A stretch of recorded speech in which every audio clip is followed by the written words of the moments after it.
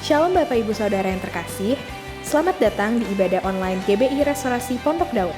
Mari kita siapkan hati dan diri kita untuk beribadah, ikut berdoa, memuji dan menyembah Tuhan, serta mendengarkan firman Tuhan dan mencatat. Sebelum kita beribadah, mari kita lihat pengumuman untuk minggu ini. Ibadah doa pagi online via Zoom, setiap hari Senin sampai Jumat pukul 5 pagi. Healing Worship Online setiap hari Rabu pukul 7 malam di YouTube channel GBI Sukawarna. Ibadah Rumah Doa Online setiap hari Sabtu pukul 10 pagi di YouTube channel GBI Sukawarna. Akan dibuka Komseri 100 pada bulan Oktober 2020 di GBI Restorasi Pondok Daud. Bagi Bapak Ibu yang belum mengikuti Komseri 100, dapat mendaftar ke nomor berikut. Ibadah Online Kids, setiap hari Minggu mulai pukul 7 pagi di YouTube channel Kids GBI Sukawarna.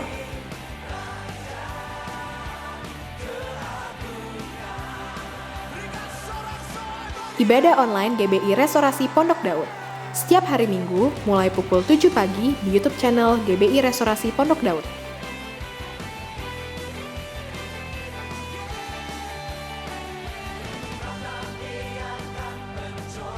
Kubu doa online via Zoom setiap hari Rabu pukul 5:30 sore. Informasi lebih lanjut dapat menghubungi Sekretariat Gereja di nomor berikut.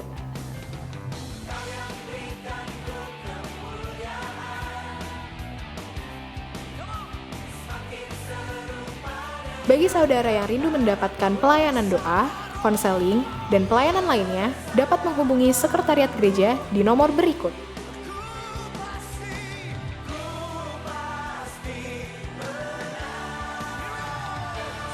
Persembahan persepuluhan dapat ditransfer ke Bank BCA dengan nomor 523 019 1681 atas nama GBI RPD SE Persepuluhan.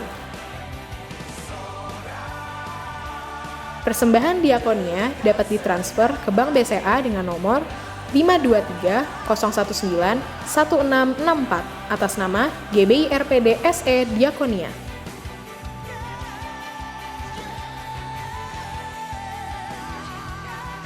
Persembahan pembangunan dapat ditransfer ke Bank BCA dengan nomor 523 019 1686 atas nama GBI RPD SE Pembangunan. Bagi Bapak Ibu Saudara yang sudah memberikan persembahan, dapat mengirimkan bukti transfer beserta nama saudara melalui WhatsApp ke nomor berikut ini.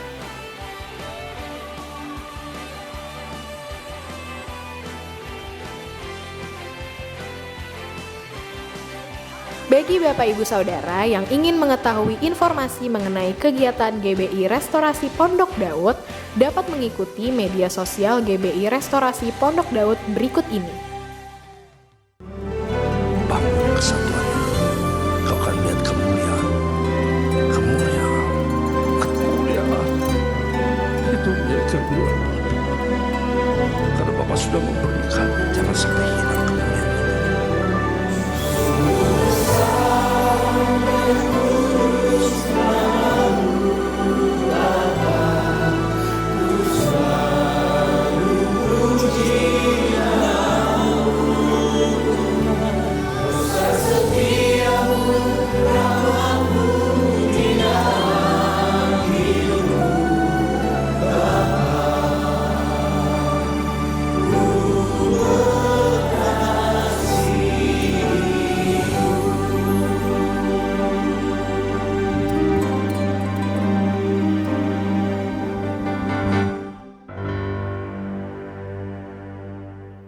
Shalom setiap saudara yang ada di rumah-rumah, dimanapun saudara berada, kita percaya penyertaan Tuhan hari demi hari sungguh luar biasa. Karena Tuhan Yesus sungguh Allah yang baik, teramat baik buat kita. Yang percaya kita berikan tepuk tangan buat Tuhan kita. Haleluya.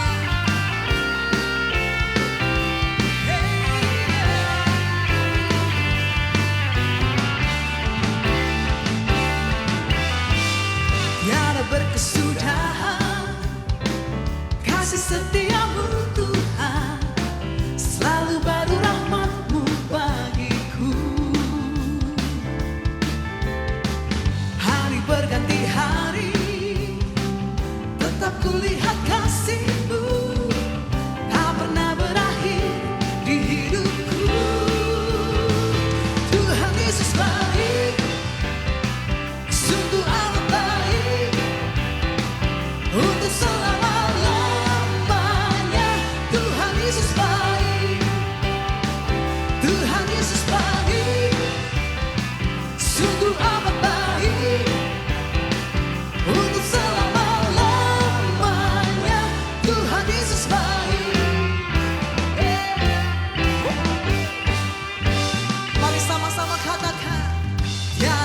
berkesudahan. Kasih setiamu Tuhan, selalu baru rahmat-Mu bagiku. Hari berganti hari, hari berganti hari, tetap kulihat kasih-Mu. Tak pernah berakhir di hidupku.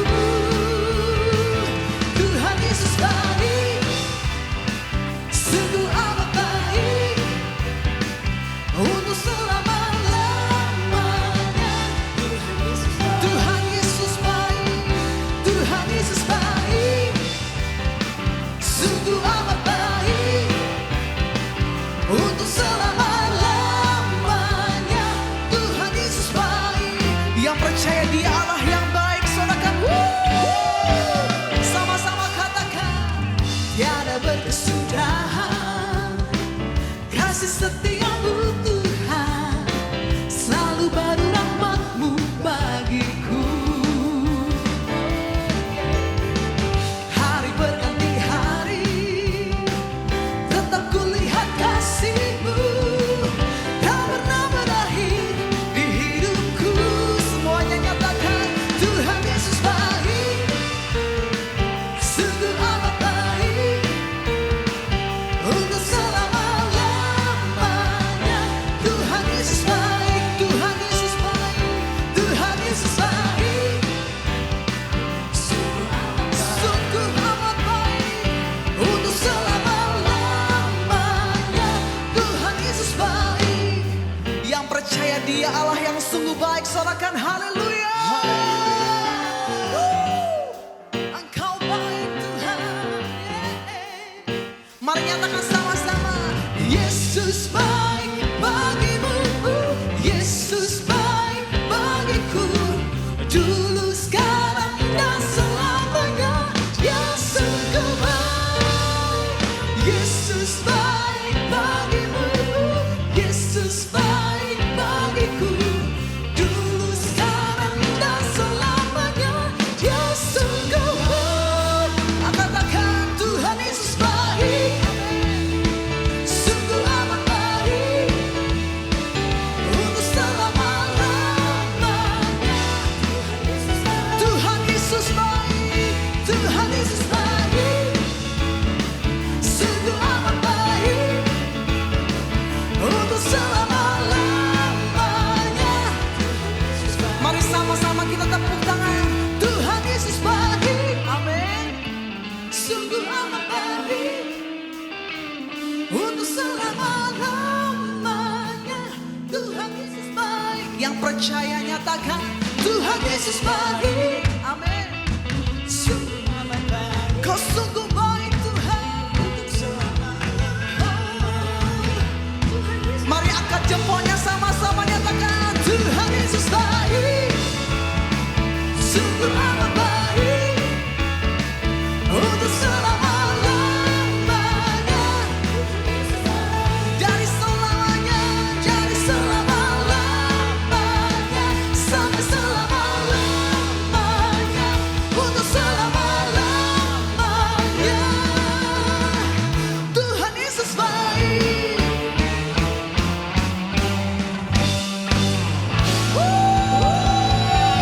Yang percaya Tuhan Yesus sungguh baik, sorakan haleluya.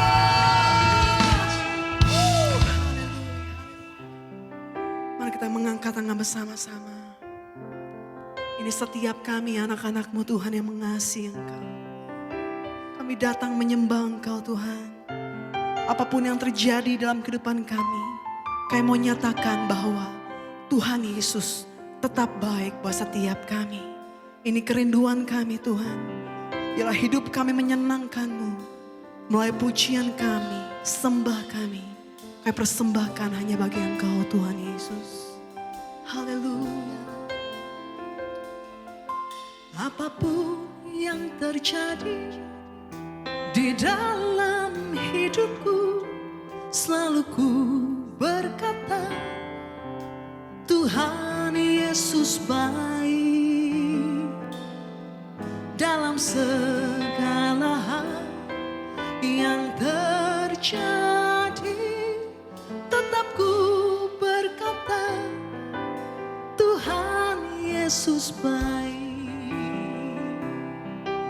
Mari sama-sama kita akan pujian ini nyatakan. Apapun yang terjadi di dalam hidupku, selalu ku berkata, Tuhan Yesus baik. Dalam segala hal yang terjadi, tetap ku berkata, Tuhan Yesus baik. Ku sembahkan,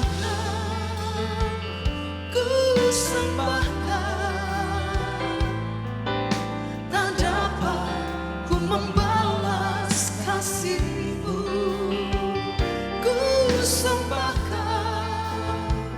Ku sembahkan Bapa, ku rindu selalu menyenangkan-Mu. Mari nyatakan sama-sama. Apapun yang terjadi di dalam hidupku, selalu ku berkata, Tuhan Yesus baik. Dalam segala hal yang terjadi, tetap ku berkata, Tuhan Yesus baik. Kami sembahkan, ku sembahkan, ku sembahkan, tak dapat ku membalas kasih-Mu. Ku sembahkan, ku sembahkan Bapa, ku rindu selalu menyenangkan-Mu. Kami sembahkan, ku sembahkan, ku sembahkan, tak dapat ku membalas kasih-Mu. Ku sembahkan, ku sembahkan Bapa, ku rindu selalu menyenangkan-Mu. Yang percaya Dia Allah yang baik, sekali lagi angkat pujian dari awal, kita nyatakan. Apapun yang terjadi di dalam hidupku, selalu ku berkata, Tuhan Yesus baik. Amin. Dalam segala hal yang terjadi, tetap ku berkata, Tuhan Yesus baik. Mari sembah Dia. Ku sembahkan, ku sembahkan, tak dapat ku membalas kasih-Mu.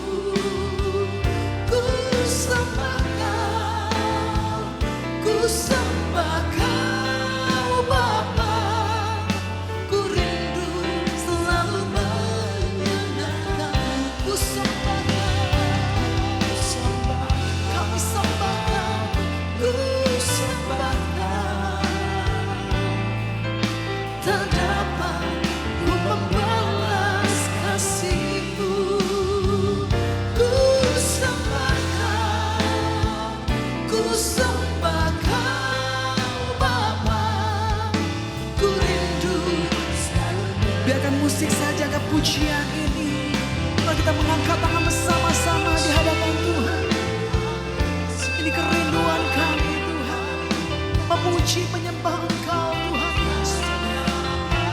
Karena Engkau Tuhan yang sungguh baik, amat baik buat kami.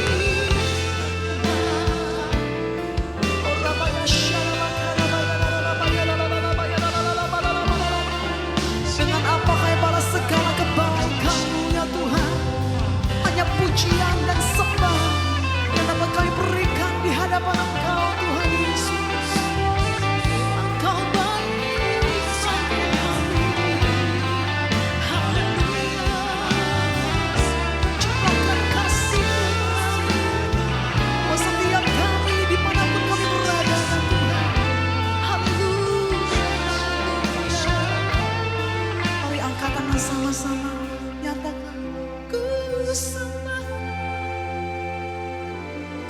sembahkan,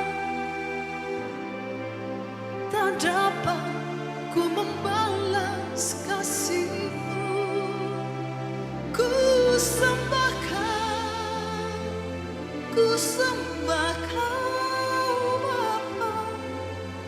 Ku rindu selalu menyenangkan-Mu. Ku sembah, ku sembah, ku sembah. Ku sembahkan, tak dapat ku membalas kasih-Mu. Ku sembahkan, ku sembahkan Bapa. Ku rindu selalu menyenangkan-Mu. Kami sembahkan, ku sembahkan, ku sembahkan, tak dapat ku membalas kasih-Mu. Kami sembah Engkau Tuhan. Haleluya. Ku rindu selalu menyenangkan-Mu. Ku rindu selalu menyenangkan-Mu. Ku rindu selalu menyenangkan-Mu.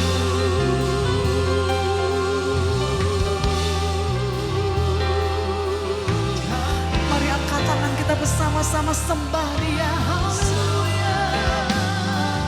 Yesus Tuhan, kami sembahkan, kami puji nama-Mu.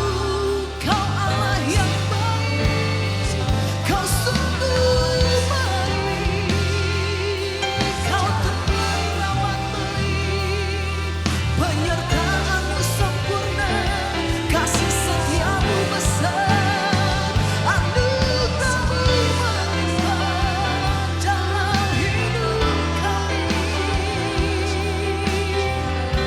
Mari setiap saudara yang ada di rumah-rumah, dimanapun saudara berada, angkat tangan kita sembah Dia. Angkat suara-Mu, sembah Tuhan. Dia Allah yang sungguh baik buat kita. Haleluya, Jesus. Haleluya. Ya Rama, Shalamo. Ya Rama, Ya Rama.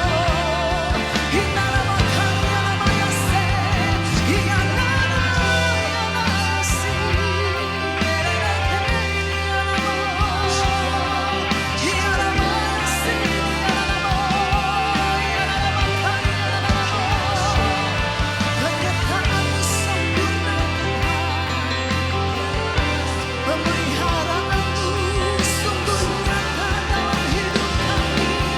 Kami persembahkan pujian kami hanya bagi-Mu, Yesus Tuhan.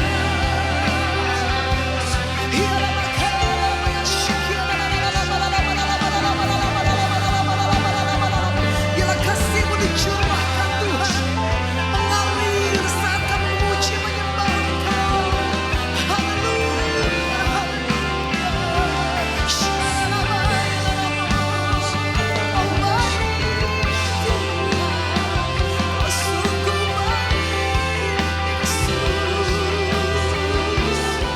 Hinamaya Shinarama-si, Hinarama-Shinarama, Hinarama-Shinarama, Yaralama-Shinarama, Yaralama-Yaralama, Sharabakara-bakari-yarabaya-Shinarama.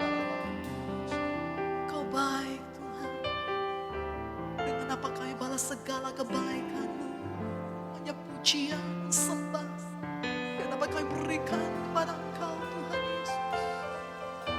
Kiranya setiap kami dikenyangkan dengan segala kebaikan-Mu di dalam rumah-Mu yang kudus Tuhan. Kami boleh melihat perbuatan-Mu yang ajaib terus dinyatakan buat setiap kami umat-Mu yang mengasihi Engkau Tuhan Yesus.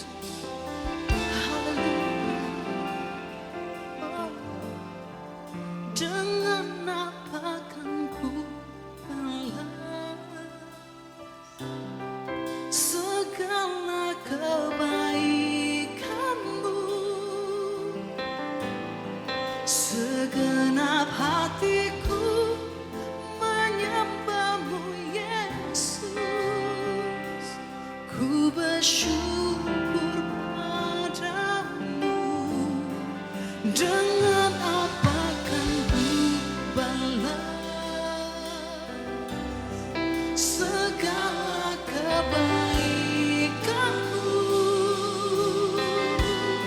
Segenap hatiku menyembahmu Yesus.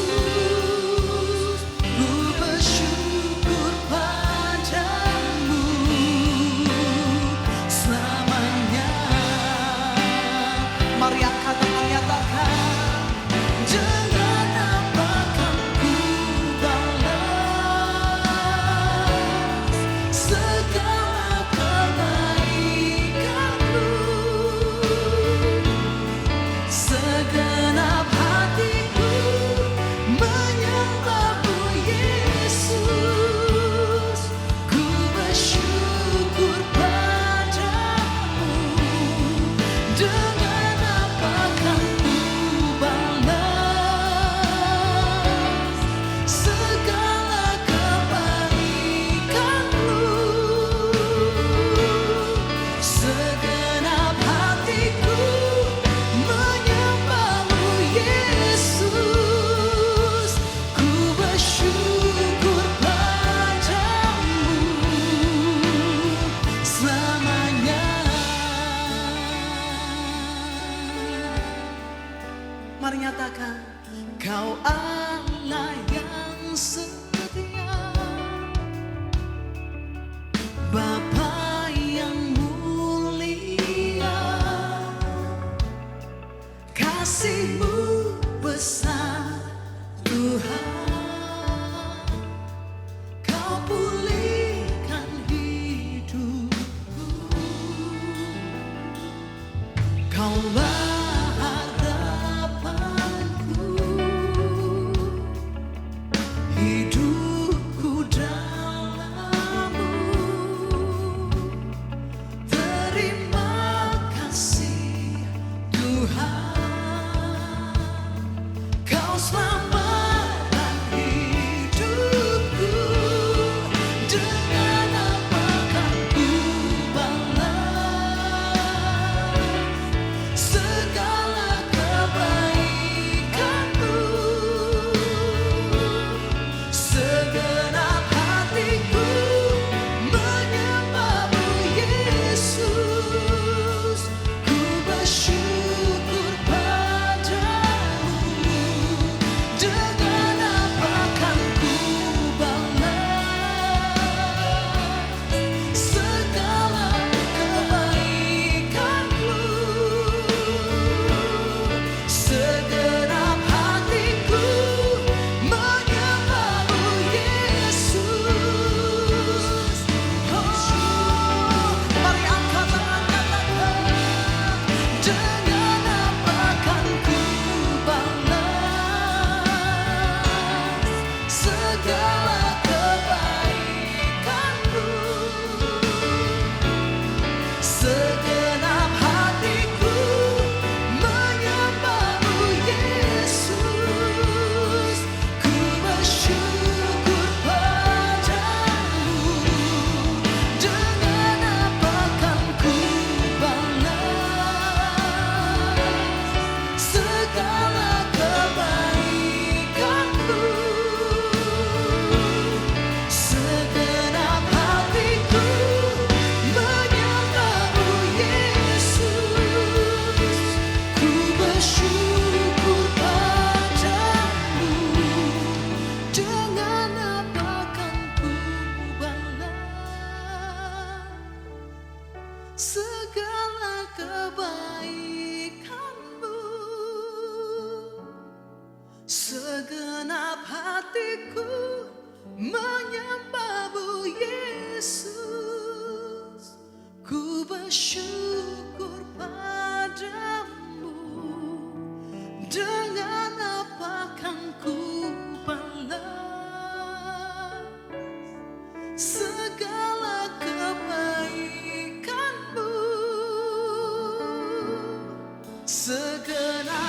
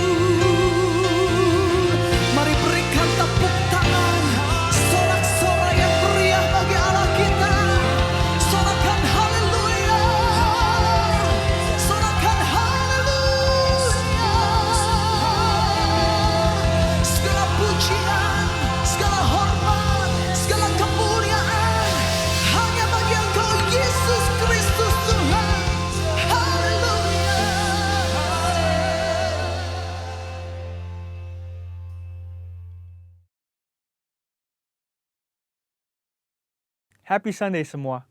Tema yang akan dibahas hari ini adalah 3 berkat kekudusan bagi generasi Yeremia. Ini adalah hari-hari yang sangat menentukan bagi umat Tuhan di akhir zaman, di mana semua orang sedang ada dalam kondisi yang tidak menentu karena pandemi yang melanda seluruh dunia.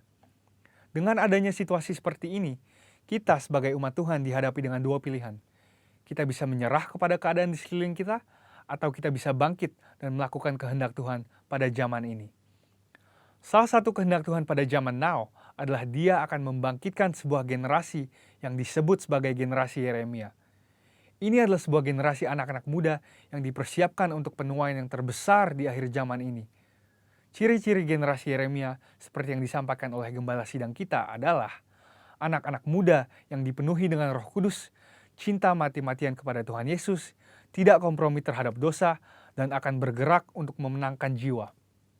Tuhan mempunyai rencana yang hebat untuk generasi ini. Namun iblis mengetahui hal tersebut. Oleh sebab itu, dia berusaha dengan segala macam cara untuk menghancurkan generasi ini dengan dosa dan segala daya tariknya. Ibrani 12 ayat 14 berkata, "Berusahalah hidup damai dengan semua orang dan kejarlah kekudusan, sebab tanpa kekudusan tidak seorang pun akan melihat Tuhan." Ayat di atas adalah bukti di antara begitu banyak firman Tuhan yang menunjukkan bahwa kekudusan adalah perintah dan syarat yang dari Tuhan kalau kita mau melihat kuasa dan kemuliaannya dinyatakan.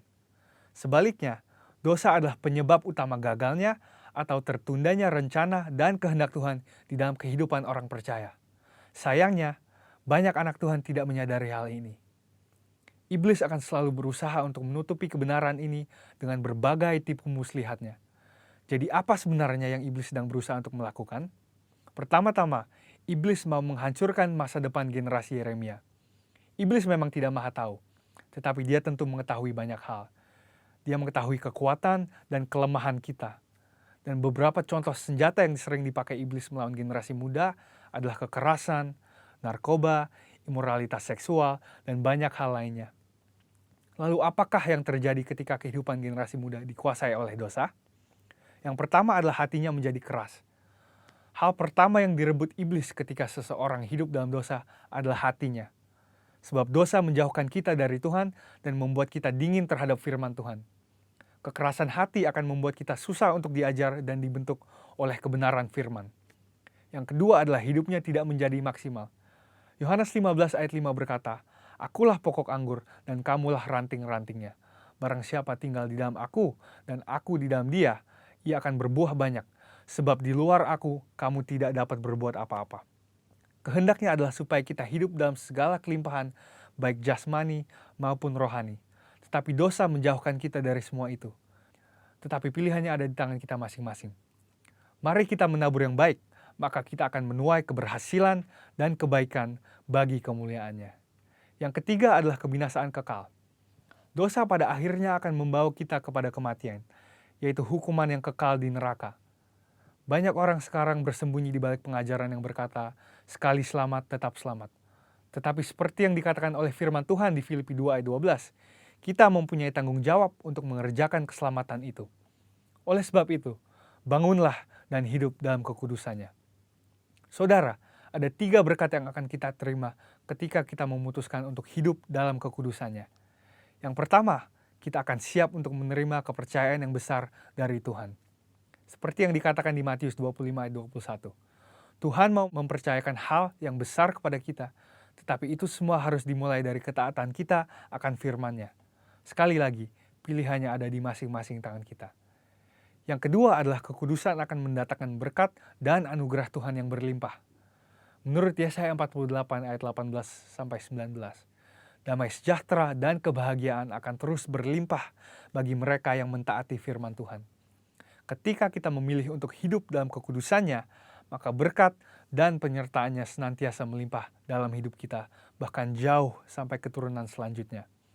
Yang ketiga adalah kita akan mengalami kuasa dan kemuliaannya. Tuhan Yesus memanggil kita untuk menjadi saksinya. Dia mau memanifestasikan kuasanya melalui hidup kita.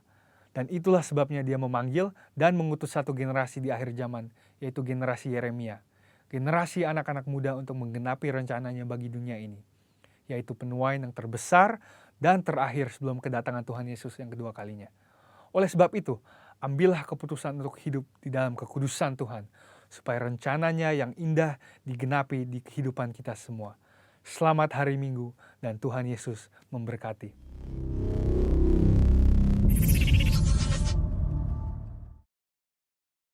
Shalom Bapak Ibu Saudara dikasih Tuhan Yesus.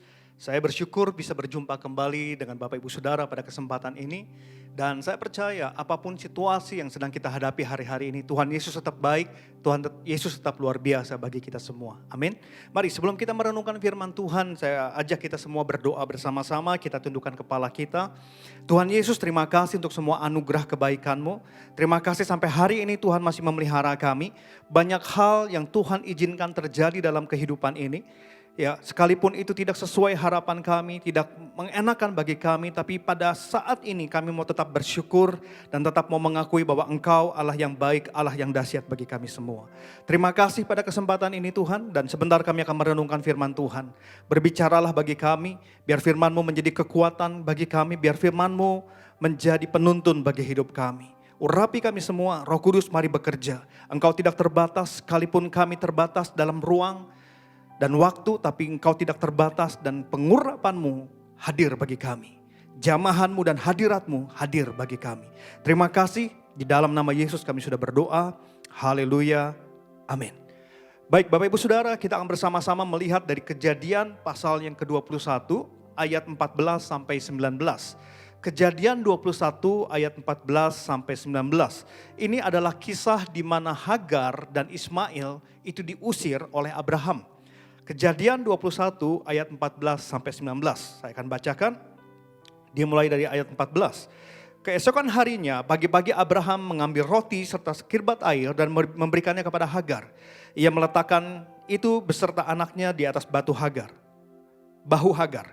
Kemudian disuruhnyalah perempuan itu pergi. Maka pergilah Hagar dan mengembara di padang gurun Beersheba. Ketika air yang dikirbat itu habis, dibuangnyalah anak itu ke bawah semak-semak. Dan ia duduk agak jauh, kira-kira sepemanah jauhnya, sebab katanya, tidak tahan aku melihat anak itu mati.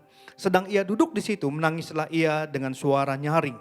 Allah mendengar suara anak itu, lalu malaikat Allah berseru dari langit kepada Hagar, katanya kepadanya, apakah yang engkau susahkan, Hagar? Janganlah takut, sebab Allah telah mendengar suara anak itu dari tempat ia terbaring. Bangunlah, angkatlah anak itu dan bimbinglah dia, sebab aku akan membuat dia menjadi bangsa yang besar. Ayat 19, lalu Allah membuka mata Hagar sehingga ia melihat sebuah sumur. Ia pergi mengisi kirbatnya dengan air, kemudian diberinya anak itu minum. Jadi Bapak Ibu Saudara, Hagar dan Ismail diusir. Mereka hanya dibekali dengan sedikit air, Bapak Ibu Saudara. Ketika air yang mereka bawa habis, Hagar merasa bahwa inilah akhir dari perjalanan mereka.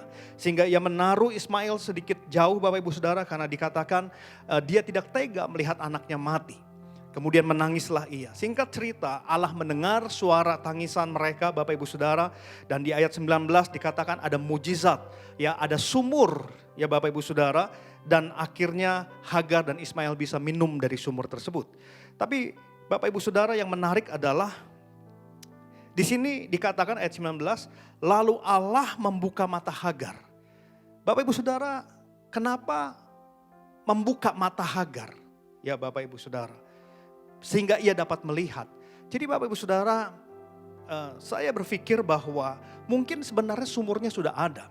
Sumur adalah sumber kehidupan. Sumur adalah sumber kekuatan. Pada masa-masa lalu Bapak Ibu Saudara, di mana ada sumur biasanya ada peradaban, di mana ada air, di situ ada kehidupan. Jadi sumur bicara tentang sumber kehidupan. Dan bagi saya melihat bahwa mungkin sumur itu sudah ada Bapak Ibu Saudara. Makanya di Alkitab ditulis bahwa Allah membuka mata Hagar supaya ia melihat. Kalau sumurnya belum ada, mungkin harusnya ditulis dan Tuhan membuat sebuah sumur. Dan Tuhan memberikan mujizat, ada sebuah sumur baru. Tapi di sini ditulis membuka mata Hagar sehingga ia melihat sumur. Jadi masalahnya Bapak Ibu Saudara, Hagar tidak bisa melihat sumur. Mungkin Hagar tidak bisa melihat karena tekanan. Hagar tidak bisa melihat karena ketakutan. Hagar tidak bisa melihat. Mungkin itu bicara tentang himpitan, keputusasaan, kekhawatiran yang menghimpit, menghantam Hagar sehingga dia tidak bisa melihat sumur di hadapannya, sehingga harus Tuhan membuat sebuah mujizat di mana akhirnya Hagar bisa melihat sebuah sumur. Bapak Ibu Saudara, mungkin hari-hari ini juga yang sedang kita hadapi. Kita mengalami tekanan, kita mengalami himpitan, keputusasaan, rasanya nggak ada lagi jalan keluar. Dan tanpa sadar himpitan, tekanan, keputusasaan membuat kita nggak bisa lagi melihat sumber kehidupan kita. Siapa sumber kehidupan kita? Tuhan Yesus. Kita nggak bisa lagi melihat Tuhan di dalam kehidupan kita. Ya. Saya percaya melihat di sini bukan bicara melihat secara fisik, tapi mungkin melihat jalan-jalannya, melihat rencananya, kehendaknya di dalam kehidupan kita. Kita akhirnya nggak bisa lagi melihat ada harapan di dalam kehidupan kita. Hari ini Bapak Ibu Saudara, biarlah ini menjadi sebuah perenungan bagi kita. Kita harus melihat Tuhan. Saya percaya perjumpaan pribadi dengan Tuhan, ya baik melalui firman-Nya, melalui jamahan hadiratnya, akan membuat kita bangkit kembali. Tapi begitu banyak hari-hari ini, orang-orang percaya yang gak bisa melihat lagi Tuhan di dalam kehidupannya. Nah, di dalam Amsal 29 ayat 18 dikatakan demikian. Amsal 29 ayat 18. Dikatakan demikian. Bila tidak ada wahyu, menjadi liarlah rakyat. Berbahagialah orang yang berpegang pada hukum. Itu dalam bahasa Indonesia. Ya, sekali lagi, bila tidak ada wahyu, menjadi liarlah rakyat. Nah, Bapak Ibu Saudara, di dalam Message Bible ditulis demikian. Ya, di dalam Message Bible, Amsal 29 ayat 18 ditulis demikian. If people can see what God is doing, they stumble all over themselves. Jadi Bapak Ibu Saudara, di dalam Message Bible ditulis dengan sangat jelas bahwa waktu kita tidak bisa melihat Tuhan, maka kita akan mengalami begitu banyak kekacauan di dalam kehidupan kita. Jadi Bapak Ibu Saudara, hari-hari ini bukankah ini yang kita perlukan? Kita mau melihat sumur kehidupan kita.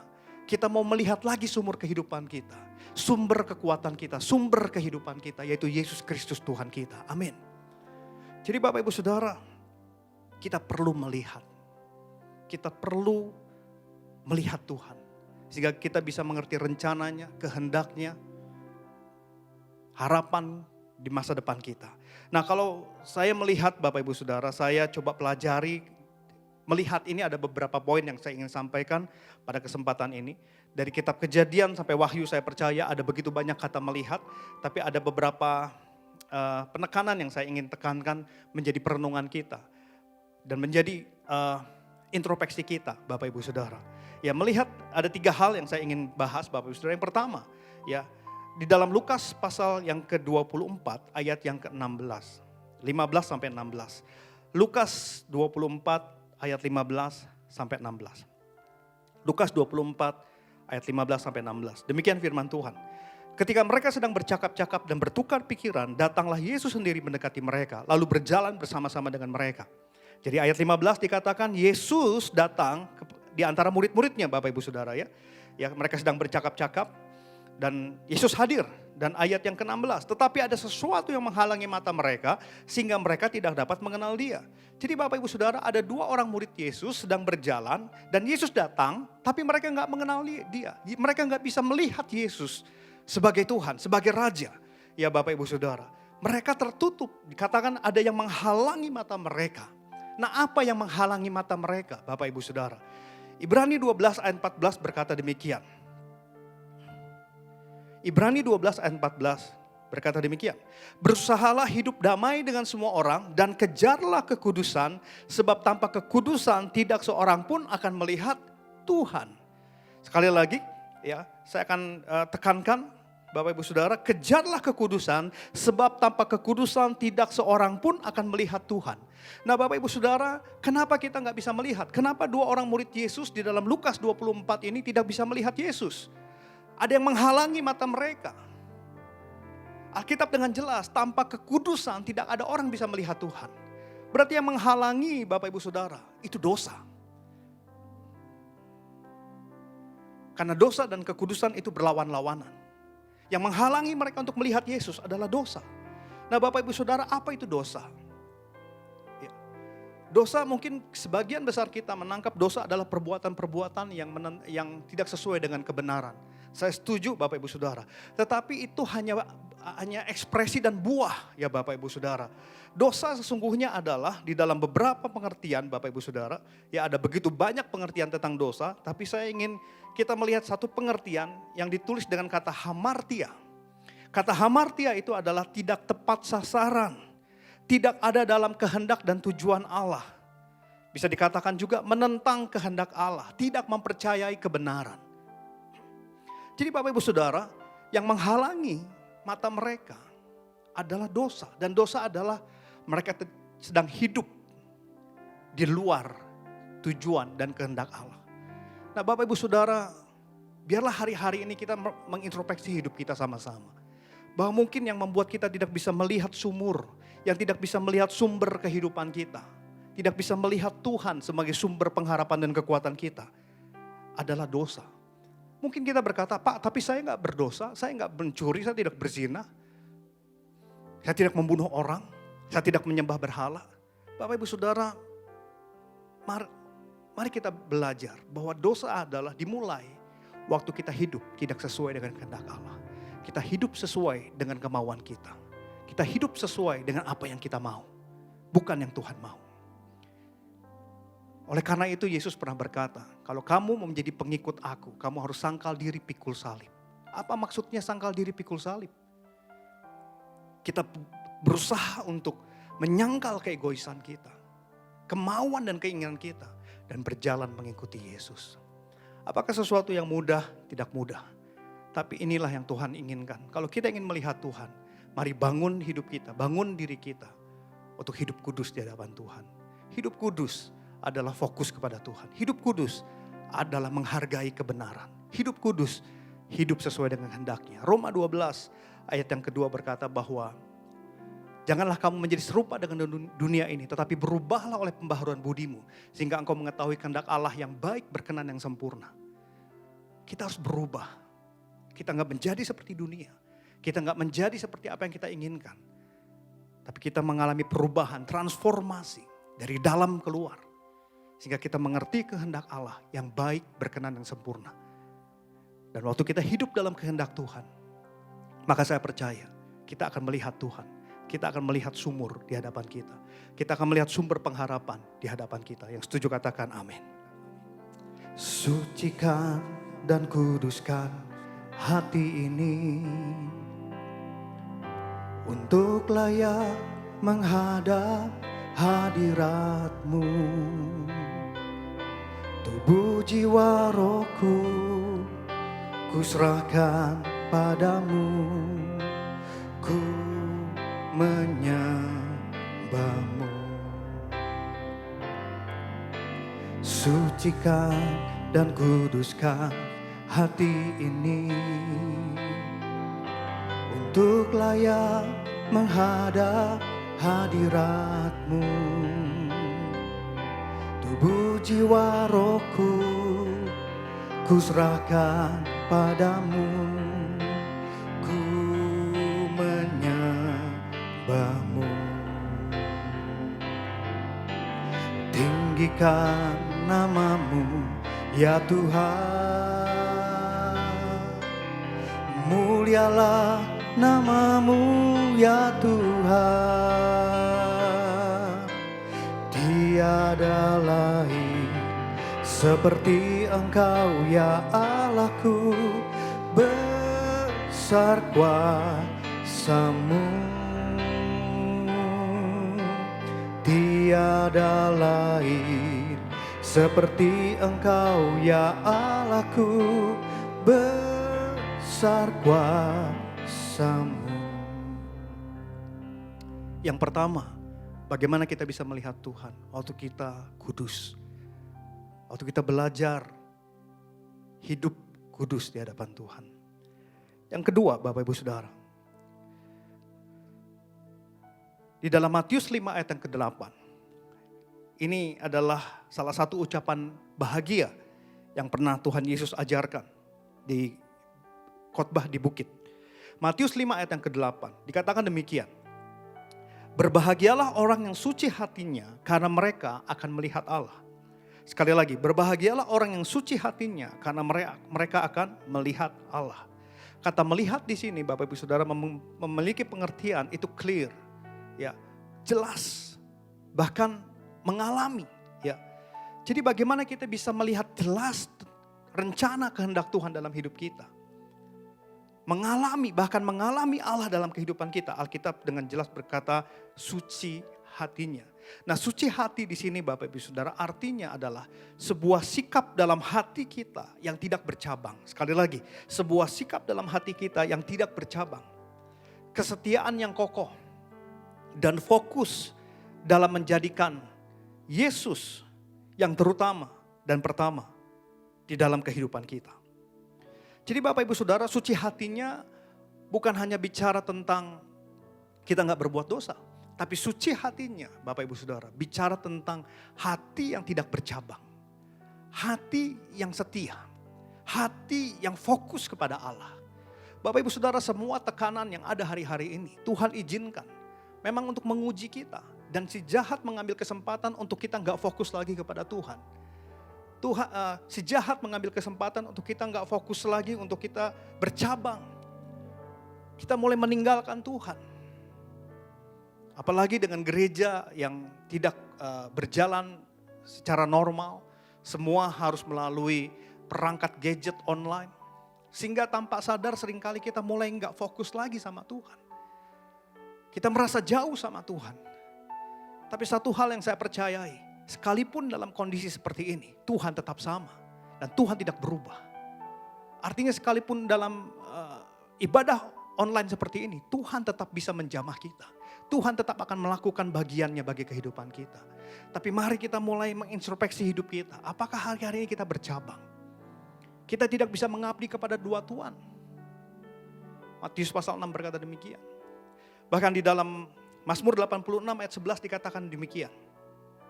Tunjukkanlah kepadaku jalan-Mu ya Tuhan, supaya aku hidup menurut kebenaran-Mu. Bulatkanlah hatiku untuk takut akan nama-Mu. Tunjukkanlah kepadaku jalan-Mu ya Tuhan, supaya aku hidup menurut kebenaran-Mu. Bulatkanlah hatiku untuk takut akan nama-Mu. Bapak Ibu Saudara, penulis Mazmur, dia tahu gak mudah fokus sama Tuhan. Makanya dia berdoa, Tuhan bulatkanlah hatiku untuk takut akan Tuhan. Sehingga aku bisa hidup di dalam rencana-Mu, kebenaran-Mu, jalan-Mu.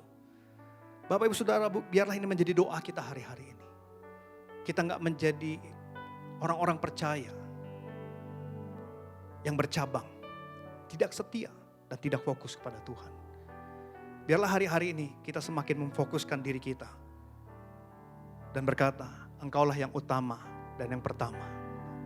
Yang ku rindukan menyenangkan-Mu, jadikan diri-Mu tempat pertama dalam hatiku, mengasihi-Mu sepanjang hidupku.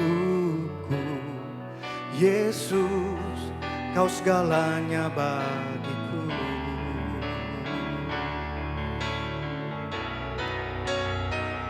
Yang ku rindukan menyenangkan-Mu, jadikan diri-Mu tempat pertama dalam hatiku, mengasihi-Mu sepanjang hidupku. Yesus, Kau segalanya bagiku. Yesus, Kau segalanya bagiku. Yesus, Kau segalanya bagiku. Haleluya. Biarlah ini menjadi doa kita pada saat ini. Menjadikan Dia yang utama dan yang pertama. Secara manusia seringkali kita mudah beralih. Seperti Hagar. Karena tekanan, himpitan, padang gurun.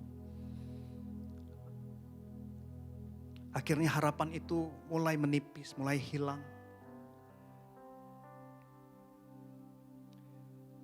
Tapi biarlah hari-hari ini kita mau menguatkan diri kita.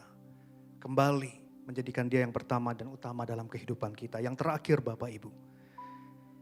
Kalau bicara tentang melihat di dalam Wahyu 2 ayat 18. Wahyu 2 ayat 18. Perikopnya bicara tentang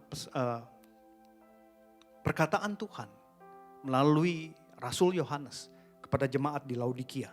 Tetapi saya nggak baca semua Bapak Ibu Saudara, saya baca ayat ke-18 saja. Wahyu 3 ayat 18. Dikatakan demikian, maka aku menasihatkan engkau supaya engkau membeli daripadaku emas yang telah dimurnikan di dalam api, agar engkau menjadi kaya, dan juga pakaian putih supaya engkau memakainya, agar jangan kelihatan ketelanjanganmu yang memalukan. Dan lagi minyak untuk melumas matamu supaya engkau dapat melihat. Sekali lagi, bagian terakhir Bapak Ibu Saudara, dan lagi minyak untuk melumas matamu supaya engkau dapat melihat. Jadi Bapak Ibu Saudara, bagaimana kita bisa melihat? Bagaimana kita bisa melihat sumber kehidupan kita, sumber kekuatan kita. Bagaimana kita bisa melihat Tuhan salah satunya. Bicara tentang minyak untuk melumas mata kita supaya kita dapat melihat. Bapak Ibu Saudara, minyak identik dengan pengurapan. Minyak selalu identik dengan bicara tentang kuasa Tuhan yang mengalir dalam kehidupan kita. Apa itu pengurapan Bapak Ibu Saudara? Pengurapan adalah pemberdayaan Roh Kudus yang akan mendorong, mengalirkan kuasanya di dalam diri kita dan melalui kita. Nah Bapak Ibu Saudara, hari-hari ini kita perlu kuasa Roh Kudus untuk kita bisa terus melihat kehendak Tuhan di dalam kehidupan kita. Kisah Para Rasul 1 ayat 8 berkata demikian, tetapi kamu akan menerima kuasa kalau Roh Kudus turun ke atas kamu, dan kamu akan menjadi saksiku di Yerusalem dan di seluruh Yudea dan Samaria dan sampai ke ujung bumi. Kata kuasa di sini bicara tentang dunamos, bicara tentang sesuatu yang mendorong, sesuatu yang mendorong kita untuk berjalan. Ya Bapak Ibu Saudara, kalau Roh Kudus turun ke atas kamu. Bapak Ibu Saudara, saya percaya hari-hari ini salah satu bagian bagaimana kita bisa melihat kehendak Tuhan adalah waktu kita hidup di dalam pengurapan. Waktu kita hidup di dalam Roh Kudus. Sekali lagi bahwa mungkin kita terbatas dalam ruang, ya Bapak Ibu Saudara, dalam waktu. Dengan ibadah online seperti ini, ada beberapa orang berkata, Pak, hari-hari ini bagaimana saya hidup dalam Roh Kudus, tidak ada penumpangan tangan, tidak ada pengurapan minyak dan sebagainya. Bapak Ibu Saudara, di balik semua keterbatasan yang sedang kita alami, saya percaya kuasa Roh Kudus tidak pernah berubah. Saya percaya kuasa Roh Kudus selalu sama, dulu, sekarang, dan selamanya. Kalau di masa lalu Tuhan sudah menunjukkan bahwa kuasanya luar biasa, hari ini pun kuasa yang sama akan bekerja di dalam kita dan melalui kita. Amin.